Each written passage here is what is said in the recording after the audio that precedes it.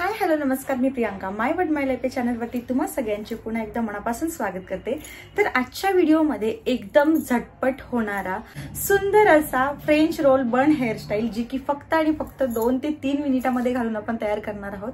एकदम सोपी साधी आणि झटपट होणारी हेअरस्टाईल आहे, त्याचबरोबर एकदम रिच लुक सुद्धा देणारी हेअरस्टाईल आहे। सो व्हिडिओ कुठेही स्किप न करता व्हिडिओ शेवटपर्यंत पहा। व्हिडिओ थोडा जरी आवडला तर व्हिडिओला लाईक शेअर आणि अर्थात चॅनलला सबस्क्राइब केलं नसेल तर सबस्क्राइब सुद्धा करून घ्या। चला तर मग जास्त वेळ न घालवता व्हिडिओला सुरुवात करूयात। तर सगळ्यात पहिला समोरून काहीतरी हेअरस्टाईल करूयात। तर मी जास्त काही करत नाही, समोरून डायरेक्टली असा एक थोडासा छोटासा असा पफ काढते। तुम्हाला जी कोणती हेअरस्टाईल समोरून सूट होत असेल ती तुम्ही करू शकता। तर जास्त पण फुगवत नाही, उगाच थोडासा फुगवून आपले बोपिन आहेत तर ते मी सिंपली असे लावून घेते।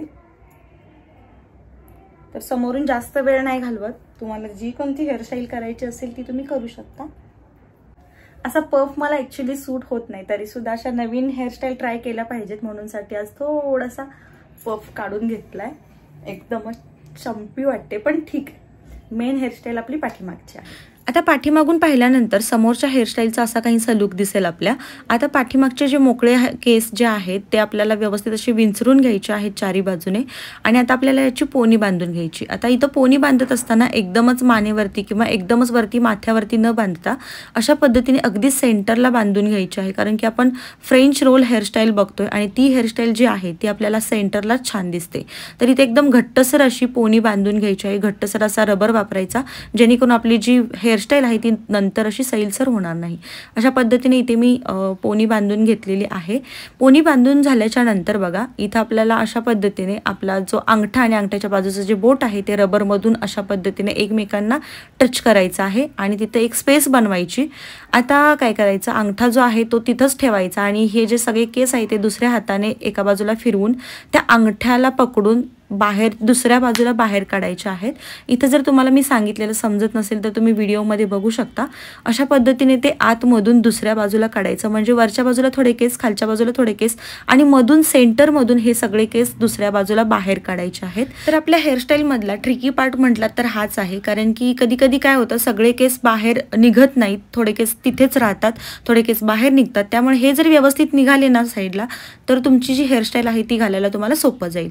आता हे जे बाहेर काढलेले केस आहेत ते आपण व्यवस्थित असे पुन्हा एकदा विंचरून घेणार आहोत। त्यानंतर ते केस आपल्याला दुसऱ्या बाजूला अशा पद्धतीने घ्यायचे आहेत आणि आता याच्या टोकाला पकडून एक छोटासा ब्लॅक कलरचा जो रबर असतो तो आपल्याला इथं लावून घ्यायचा आहे। तुम्ही लावलात तरी चालेल, नाही लावलात तरी चालेल। जर तुम्ही रबर लावला तर तुम्हाला केस हँडल करायला थोडंसं सोपं जाईल। तर इथं अशा पद्धतीने मी रबर लावून घेतलेला आहे।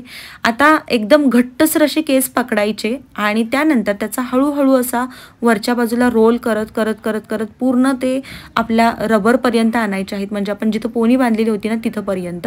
आणि असा घट्टसर असा एक त्याचा रोल बनवून त्यानंतर दुसऱ्या बाजूने त्याला यू पिनने व्यवस्थित असं सेक्युअर करून घ्यायचं। वरच्या बाजूला जर केस थोडे इकडे तिकडे झाले असतील तर ते हाताने व्यवस्थित असे सेट करून घ्यायचे आणि अगदी संपूर्ण हेअरस्टाईलला आपल्याला यू पिनने किंवा मग बो पिनने सेक्युअर करून घ्यायचं आहे, जसं की मी तुम्हाला व्हिडिओमध्ये दाखवत आहे अगदी तशा पद्धतीने।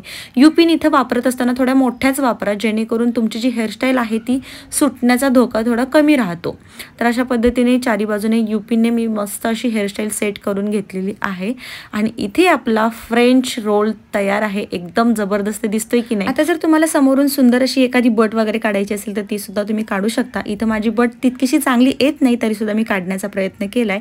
त्यानंतर या हेअरस्टाईलला 4 चांद लावण्यासाठी म्हणजे सुंदर बनवण्यासाठी इथे मी एक छोटासा आर्टिफिशियल गजरा वापरलाय। तुम्ही याच्या जागी फुलं वगैरे काहीही वापरू शकता। मी पहिल्यांदा हा एक गजरा ट्राय केला, त्यानंतर माझ्याकडे क्रिस्टलचा एक गजरा आहे तो सुद्धा मी ट्राय केला, तो सुद्धा तितकाच सुंदर दिसत होता।